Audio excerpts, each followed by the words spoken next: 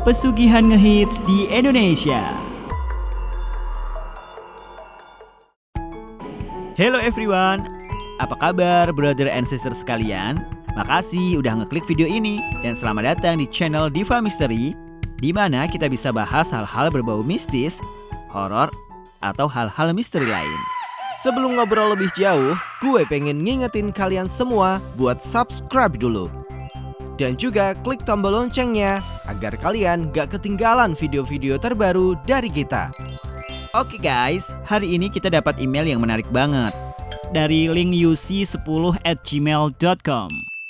Halo kak, aku Yusi di Malang. Kak, kalau boleh tolong bikin pembahasan soal pesugihan dong. Benarkah di Indonesia memang ada pesugihan? Sebenarnya aku nggak percaya, tapi aku beberapa kali mengalami uang yang aku simpan tiba-tiba hilang secara misterius. Dan gak cuma aku sih, bahkan mama aku juga pernah kehilangan uang. Hilangnya nggak banyak kak, misal mama aku yang nyimpen uang 1 juta, yang hilang itu 100.000. Mama aku percaya kalau itu ulah tuyul. Benarkah memang ada setan pencuri uang? Iya, duit hilang misterius. Karena misterius, jadi gak jelas siapa yang ngambil. Tapi nggak boleh serta-merta nuduh tuyul juga sih. Sama, gue juga mikir gitu. Namanya hilang misterius, gak ada yang tahu duit itu hilangnya gimana.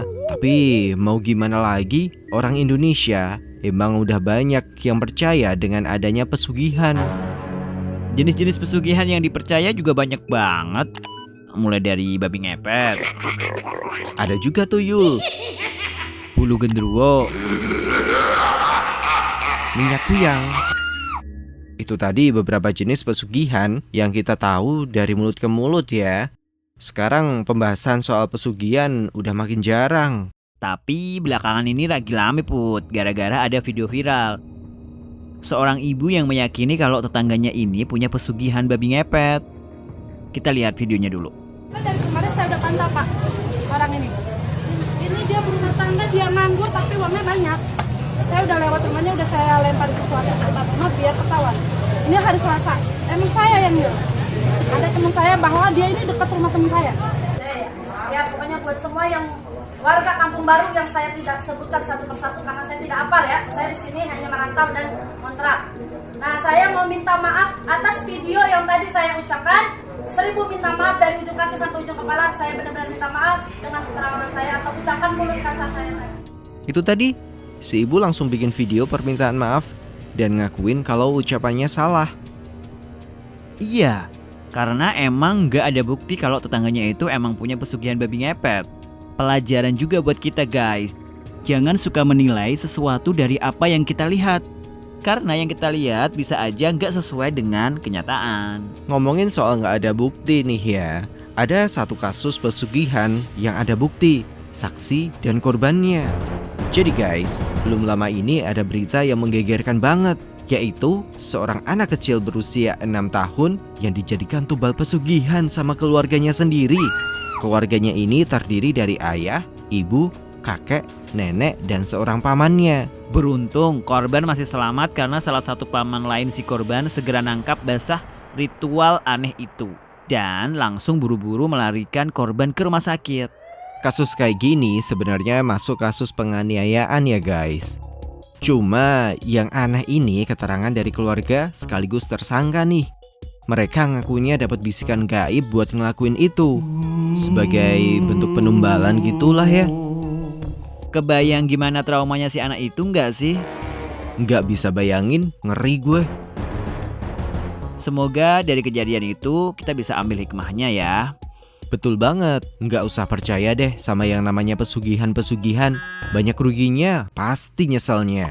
Pahitnya lagi, yang rugi bukan cuma pelaku pesugihan itu put, tapi orang terdekatnya. Gue pernah baca cerita tentang legenda pesugihan yang cukup terkenal. Cerita ini konon terjadi bertahun-tahun lalu di sebuah desa. Tinggallah sepasang suami istri yang bahagia. Pasangan ini juga memiliki seorang anak laki-laki yang lucu. Sang suami, sebut saja Pak Jono, ini termasuk orang kaya di tempat tinggalnya. Dia merupakan pengusaha sukses. Dia memiliki toko besar dan juga peternakan. Warga sangat mengagumi dan menyegani Pak Jono.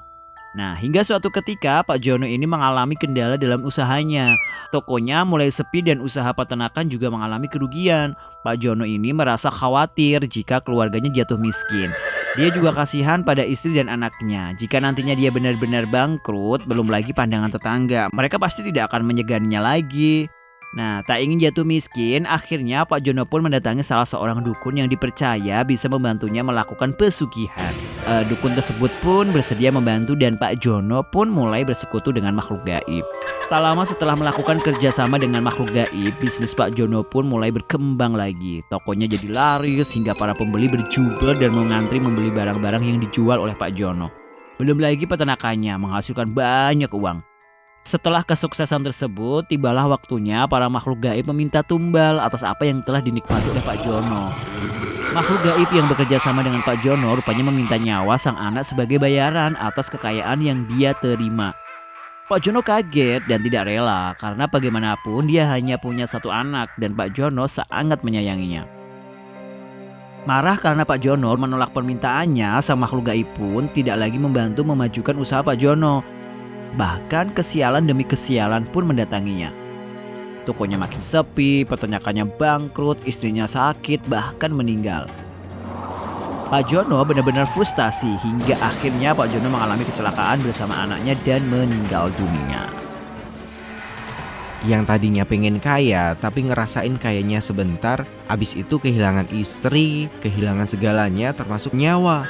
Yoi, buat pembelajaran buat kita aja itu, buat diambil hikmahnya. Setiap keserakahan pasti berujung petaka, betul? Betul. Yang gue gak ngerti tuh, kasus yang di gua itu. Hari gini gitu, kok ya masih ada ya orang yang percaya sama pesugihan. Bahkan anaknya sampai beneran dikorbankan. Menurut gue, the power of kepepet sih itu, Tom. Mungkin keluarga itu emang punya masalah ekonomi yang gak kita ngerti. Tahu sendiri kan ya, orang kalau udah kedesak ekonomi bisa ngelakuin apa aja sebagai jalan pintas, kayak ngerampok, nyuri, atau yang mistis. Ya kayak pembahasan kita tadi, pakai pesugihan. Pantesan di Indonesia juga banyak banget lokasi-lokasi yang dipercaya sebagai tempat pencari pesugihan. Kayak Gunung Kawi, Gunung Wijil, Alas Purwo, Pantai Parangkusumo, dan masih banyak lagi tempat-tempat yang diyakini bisa buat nyari pesugihan. Guys, yang di rumah jangan sekali-kali ada niat nyamperin tempat-tempat itu kalau tujuannya nyari pesugihan ya. Gak dong ya, pemirsa di rumah pasti pada pinter-pinter belajar yang benar, jadi orang yang benar biar membanggakan orang tua. Gak usah percaya yang namanya pesugihan-pesugihan itu ya. Oh iya, buat Yusi yang di Malang, untuk kedepannya mungkin bisa lebih hati-hati lagi kalau nyimpan uang. Mamahnya juga dikasih tahu buat menyimpan uang di tempat tersembunyi dan jangan lupa selalu berdoa. Karena rezeki yang kita terima datangnya dari Tuhan. Dan apapun yang terjadi adalah dengan izin Tuhan. Semoga uangnya nggak hilang-hilang lagi ya.